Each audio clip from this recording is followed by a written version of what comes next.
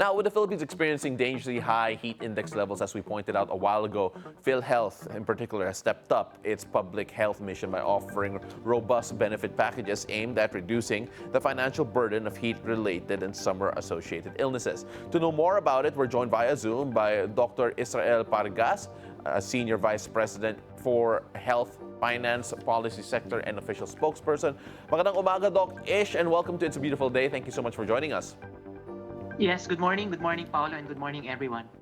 Doc, we were going through the heat index a while ago, and the temperatures in many regions across the country are almost shocking. Now, with all that in mind, gaano ka-importante po that PhilHealth in particular is ready to help support the Filipinos facing possible heat-related illnesses, considering the heat indices we're seeing today? Well, yeah, Paolo. Well, for one, this is a new, not a new benefit, but rather we have been covering for illnesses or heat-related illnesses even before, and so we cover actually for heat exhaustion, heat stroke, or heat dehydration, wherein we already have a package for any confinement.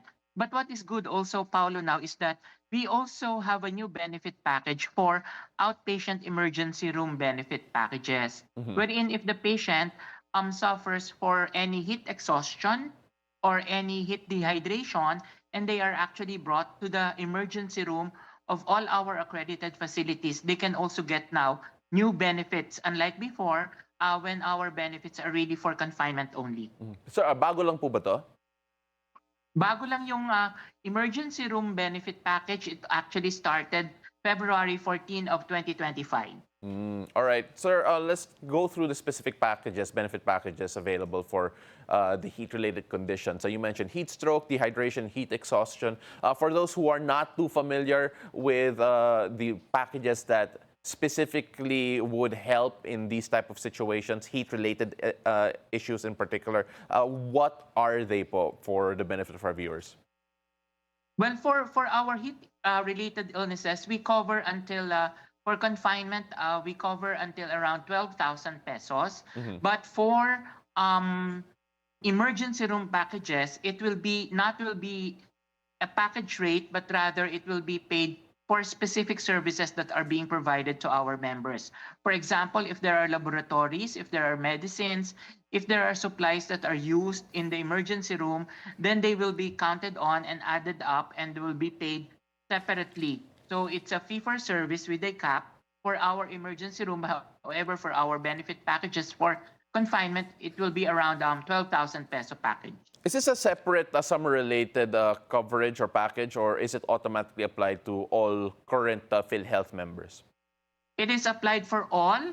Actually, well, as stated in the Universal Healthcare Act, every Filipino is now a member. So even for those who are not yet registered, and once they suffered this heat-related illnesses, they can actually be covered by PhilHealth once they are brought in our accredited facilities. Doc, let's go talk about, you mentioned a while ago yung emergency care benefit, outpatient emergency care, which you mentioned started last Feb 14. Of course, when we take a look at the nature of yung when this benefit would be applied, which is emergency, ER, some people might not realize, oh, ito pala yung kailangan kong dalhin. For those wondering how they can avail of this and what documents they should have prepared or at least ready for situations like this, what do they need to be able to avail of this? Well, it would have been better if the patient or if a Filipino who are brought to the emergency room are actually registered already in PhilHealth. Yeah. But if not, it is not going to be a problem, because if they are brought to the hospital and not even registered, then they will be registered in the accredited facilities and they will actually get all the benefits also. Because part of the universal healthcare provision is that there is an immediate eligibility for every Filipino for the benefits of PhilHealth. So, pagdating nila sa emergency room at kung hindi sila member, then i-register sila at right there and then they can actually get the benefits. Kung ikaw naman ay miyembro na at nakaregister ka na, automatic i-deduct na yung ating mga benepisyo doon sa bill na babayadan ng ating mga pasyente. Doc, obviously, this is not just in the Metro Manila area, or at least the Yes. metros. And I'm sure there are some people who are concerned, especially those who are in the rural areas or those worried about the informal sector. Is the coverage still as accessible to them as well? Yes, yes. Basically, actually, one of our priorities are the GIDA areas, or the those which belong to the geographically isolated disadvantaged areas, because we know for a fact that access is a problem in those areas. But our accreditation people are actually trying very hard to make sure that all the facilities in all those areas are actually accredited, and we do accredit not just public facilities, but also private facilities, including hospitals and other healthcare facilities. And also, one of the priorities really of the government is to make sure that all our those in the disadvantaged people, or those who are vulnerable, like the indigent, the senior citizens, the women who are pregnant, are actually members of PhilHealth. And so they are also priorities being provided by the services of PhilHealth. And just, Paolo, just to um, provide an information also, other than the emergency care and the confinement, we also have the primary care as Mm-hmm. provided by our consulta.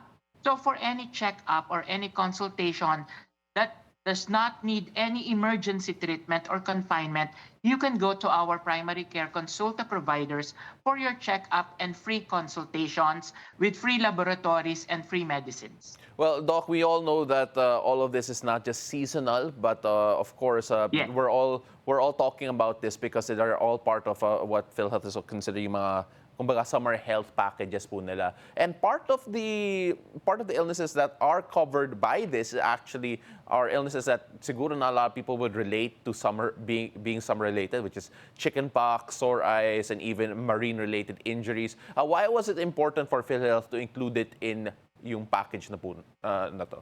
Well, just what you said earlier, it is very important for us to include all those. And these are not just, they are seasonal illnesses, but they can be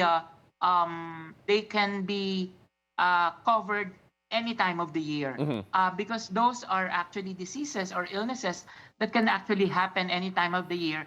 Then we are bound to cover, as provided by law, for us to cover any illness or disease that are affecting our people.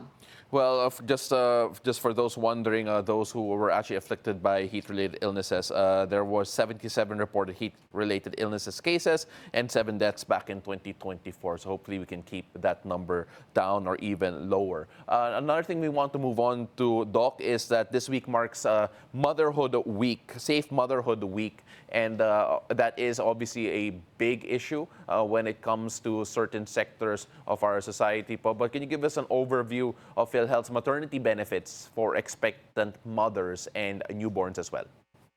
Well, we actually cover for maternity care packages and normal spontaneous delivery and even the cesarean section.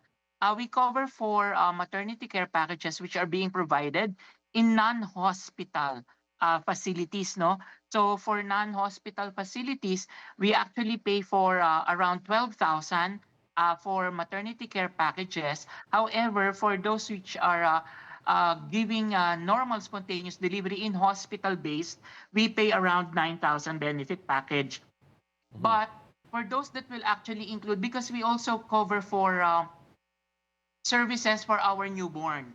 So there is a newborn care package, and if all those services are provided in a non-hospital, we cover for around 15,000 peso package. But separately, for example, a newborn care package, which would include the newborn screening, newborn hearing, the first dose of Hep B injection, umbilical care, that is roughly around 5,000 peso benefit package. So we also cover for prenatal or antenatal services, Mm-hmm. especially in non-hospital facilities. We actually pay higher amount for a non-hospital delivery for maternity care packages, because this strategy actually encourages our pregnant women to deliver in non-hospital facilities to decongest the hospital from normal deliveries. As it is, this lying in clinics, non-hospital facilities, birthing home clinics are actually licensed also by the Department of Health, and they are being run by licensed midwife and in cooperation with OB-gynecologists. Doc Ish, for those wondering, because we're running out of time, for those who want more information on everything that we have discussed when it comes to heat-related illnesses, when it comes to yung maternity care, how can they get the information online? Well, they can actually call our 24/7 on hotline at 028-622-2588. They can email us at actioncenter@philhealth.gov.ph, or they can check our website at www.philhealth.gov.ph, or they can actually call this program, the Billionario, and surely they would get all the information.